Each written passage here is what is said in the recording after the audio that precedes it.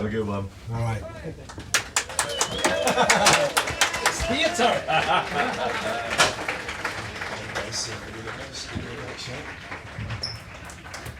Yeah, the mother will give us a great show. Okay, ready? Yeah.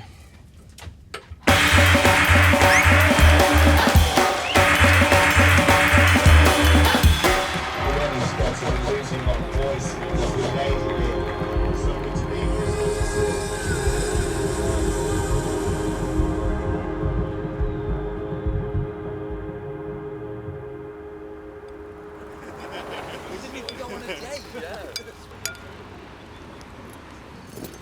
Oh, yeah. Look at that. They're awesome. Man, There's an amazing... He's had an incredible life, you know. He has had an incredible journey and one that's still going. You know, I don't know anyone else like him, and I'm sure most people would say something similar. He's an incredibly complex person, and obviously, you know, who you might see in an interview or on stage, or, you know, his outward personality. I feel like in the little time I've known him, I've seen, you know, different sides of that. My first impressions meeting Goldie was, this guy's crazy. Simple as that, man. He's like just way out there. I mean, I really took to him because he's like a kind of a real genuine sort of person. Like, just had so much to say and had so many ideas and just wanted to get down, meet the crew and prove himself. You know, all I've got to say is thanks for all the support, all the family, Ray, Rob, everybody, man, Lorna, God, everybody on the road, please, man. And I remember 3 years ago, me and Fabs and Groove, Scotty especially, and Kevin and Storm, they told us that this music was fucking shit and it wouldn't go anywhere. And we was all over the gaff and it wouldn't. And now for me, that's trash breakbeat music. When you're a producer, you come to the end of that work, that whole big massive, the opus, and you say to yourself, if this is all I do and I do nothing else, I'm content with it. And I think he was at that stage with Timeless. The music that we made at Reinforced in terms of like Internal Affairs and the stuff we did with Goldie, Timeless, it's a different form of drum and bass that can be orchestrated, in my opinion. Glasses straight. I've got to put the glasses on. Shit. Let me put the glasses straight. And that really works terribly well. Look at that. Well, give us a line. Give us a riff. Come on, Goldie. Keep singing.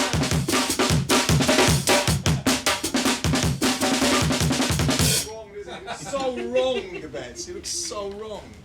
A lot of the relationships within this group started way back as early as 2003. Myself, Adam, the drummer, and John, the other drummer, we were all studying music in London. We first worked with Goldie with the Heritage Orchestra. The orchestra was asked to play his album Timeless in its entirety. We've played a lot of different music together, and Heritage Orchestra was just a more formal kind of like configurations that we worked in. So the first time I met Goldie face to face, we were doing the Heritage Orchestra reworking of Timeless. You know, we'd done a few rehearsals just to make sure it felt really good as a band. And then we went for lunch on the day Goldie was coming, and Goldie came in and got me in a headlock and nicked my chips. And then he came in and listened to the band, and we played, and obviously it was really like, God, I hope he enjoys it. You know, this is his music, and I hope this feels good for him. Once the rehearsals got going and we all got to know each other, he'd have his head down by the snare drum and just be shouting at us like he does. Before that gig, I'd not really played drum and bass on the kit. I'd done things that were similarly intense, but I'd not kind of mashed them all together. So this is the first time I'd like said, right, I'm gonna play live drum and bass, and it's got to be good, because I'm not just doing it in some bar in Bournemouth where I grew up. You know, it's like, this is with Goldie at the festival, it's got to be big. Who wants some frazzles?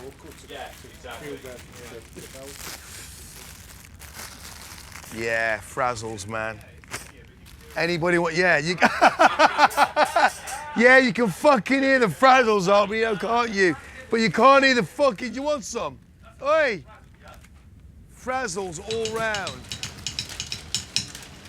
We're with the boys here. Matt Calvert, Mr. MD, genius, mad genius, and this mad guy over here. We're all doing rehearsals with these guys, and we're realising some old classic Goldie tunes, and they're going to play them really, really well.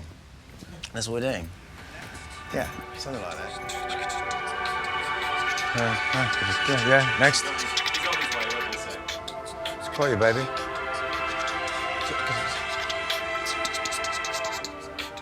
Okay, so we go. Yeah. And then you go on to the next line.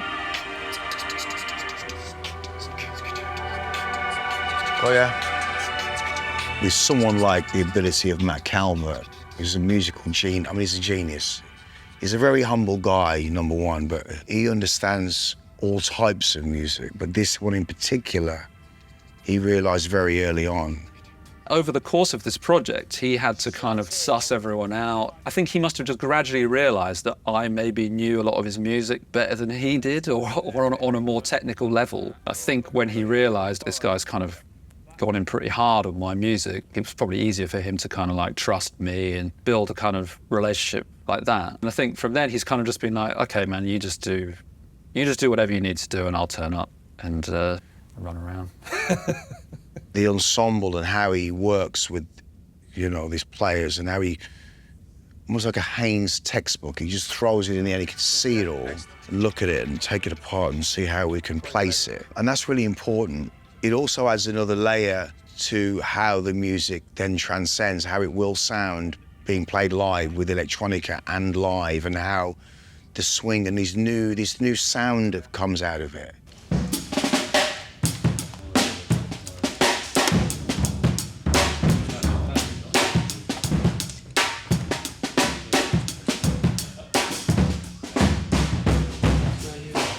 Drums are the forefront of our setup, you see, because the music we build is built on drums, and we must have drums at the forefront. As if you were a singer, because they are indeed singing their own tune. Drum number one, drum number two. Yes. Got quite a great musicality.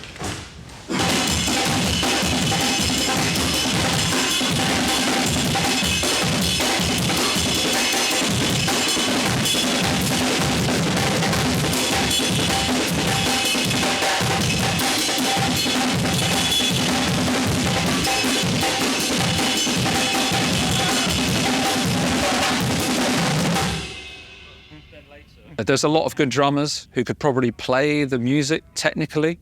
To actually put that kind of energy, you know, that punky kind of delivery, that is what kind of like really drives this band. That's almost the reason for actually doing a live band version, just have that kind of real life into it. When you're trying to take those drum and bass tunes and put them onto the live drum kit, at first you kind of listen to the big accents, the snare on the 2 and 4, and is it the kick on the 1, and the 3-hand, or is it a bit more involved? And then I try and zoom into the finer details of all the kind of funky ghost notes and stuff like that. It can be a showy-offy kind of trick on the drum kit. We really don't want it to be that. Like it's dance music, and it has to be funky.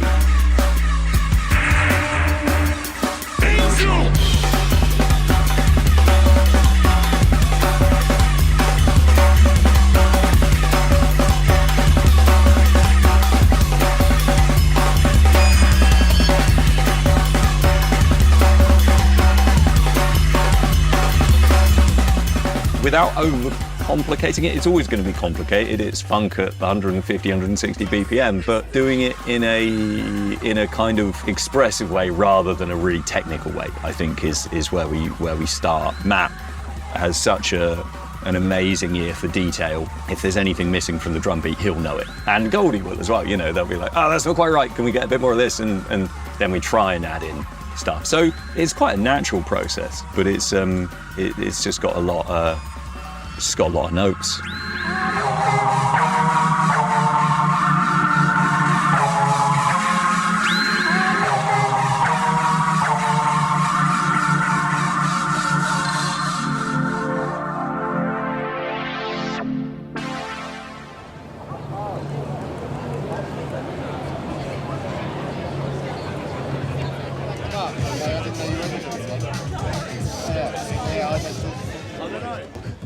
There's a mad drummer.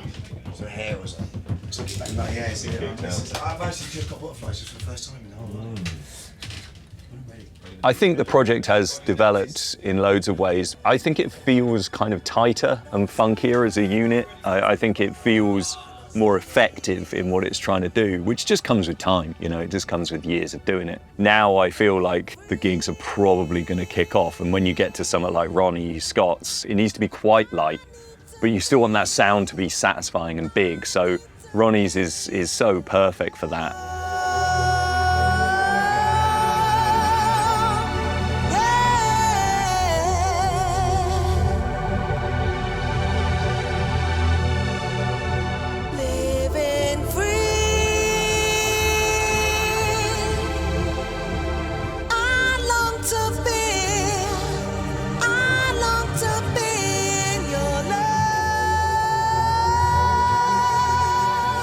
There's so much to be said about what we did to push jungle and drum and bass into another place where it's so cordial. It's like when people want to dilute graffiti writers to make bubble letters so you can read it. That can be said with drum and bass as a genre of music. A lot of people can't really deal with it. It's too dynamic. Is in all of that orchestration, it's one of the most beautiful music genres that can translate really well dynamically.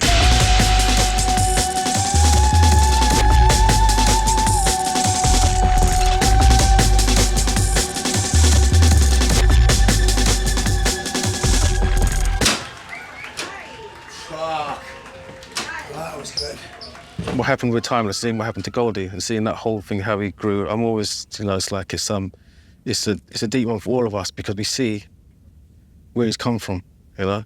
So I think that this music in the 90s, we were all dreaming and living this dream of something different. It's strange looking back on it retrospectively because now, again, that music that they said wouldn't last. The same sound that all of the majors go to when they're lacking something and they need a remix. They always come to the hood. They always come for underground music, especially when you look at drum and bass music. The passion for drum and bass is still really warm and really real. If I meet people that find out that I do the Goldie gig and maybe they've seen it, it's one of the most warmly regarded gigs I do. Like people are so stoked. I think there's something about doing Goldie's album that was just really concentrated, really easy to kind of get into a particular kind of mindset. It's been nothing but a cool experience really in terms of I love old school jungle now. I still listen to some of it and just be like, man, this is still some of the most futuristic shit out there. It's an amazing scene and an amazing culture. I mean, let's face it, this music is culture. This music is cultural music, and that's why you can't kill it. The last time I checked in a dictionary, culture adapts to its environment. There will always be illegal raves. There will always be an underground party somewhere. There is always going to be a graffiti writer getting up. It will fucking seriously come back and bite you because that's what we do. We're built on culture.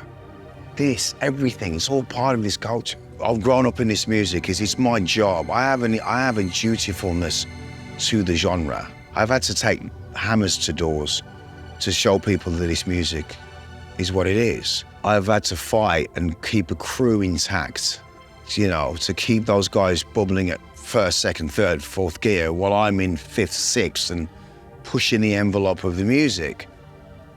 That's been the story of my life. Looking back on it, I wouldn't change a fucking thing.